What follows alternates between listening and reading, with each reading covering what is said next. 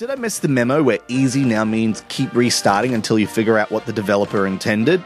Don't mistake Panzer Elite by Easy Incorporated for the regular sort of castle defense titles out there, as your goal isn't merely to crush your enemy, but to sit there countering his units until you max out your upgrade score and then win.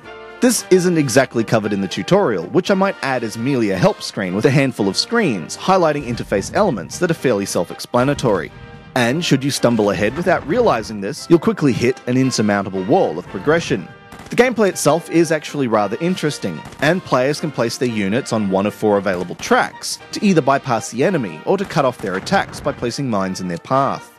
This can lead to some interesting strategies, but should you upgrade too fast or too slow, you'll end up hitting that dreaded wall.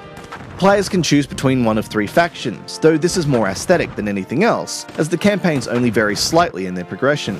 Plenty of power-ups also scatter the landscape from time to time, though with an emphasis on defensive rather than offensive gameplay, they're usually not easy to pick up when needed.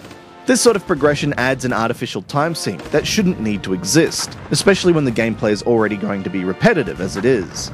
Hardcore genre fans might enjoy the challenge, but casual gamers after a quick blast are going to quickly find themselves out of their depth. This has been Andrew with AppSpy.com. We review, you decide.